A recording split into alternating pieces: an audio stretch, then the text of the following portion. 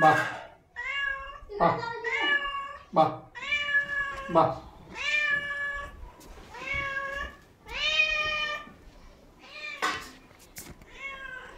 द्या. आमचं लेक्चर सुरू असताना तुम्ही येत आहे का हो? मांजर ताई, ताई चला, आमचं लेक्चर सुरू आहे. लेक्चर सुरू असताना आमचं मांजरीणी, मांजरीणी, ताई दूध पित आहे तुम्ही? चल. Meow meow is non-verbal. Okay, it is non-verbal. Making sound, making guts, grots is non-verbal. Okay. आता युनिट क्रमांक 14 जो कम्युनिकेशन, अतिशय simple topic.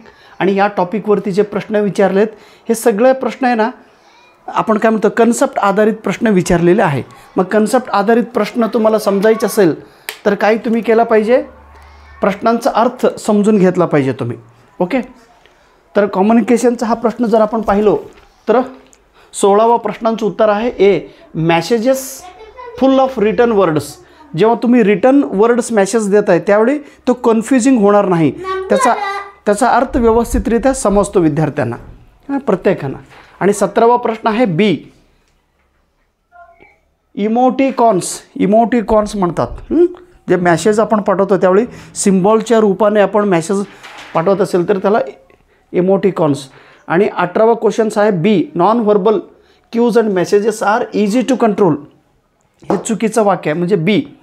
19वा D. It is India's state owned public broadcaster, Prasar Bharati. आणि 20वा प्रश्न आहे विद्यार्थी आणि शिक्षक एकमेकाशी असं राऊंडमध्ये बसून टीचिंग होत असेल तर A option. Effectiveness of the content of the teaching.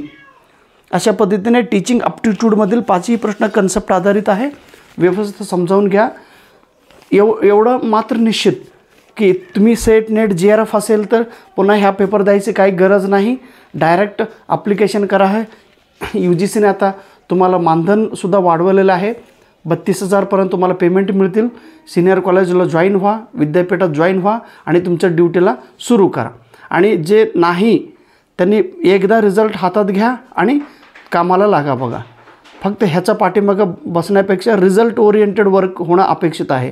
खूप विद्यार्थी पेपर देतात, परंतु तुमचा कॉन्फिडन्स किती आहे, तुम्ही किती तयारी करता हे महत्त्वाचं आहे.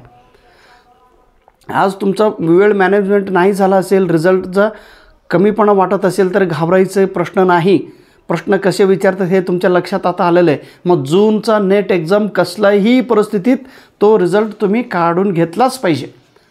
आणि जे विद्यार्थी आता पास होणार आहे तेही विद्यार्थी सेटबरोबर नेटचाही एक सर्टिफिकेट घ्या आणि तुमचा ॲकॅडमिक क्वालिफिकेशन वाढवून घ्या. ओके. Thank you so much. नमस्कार.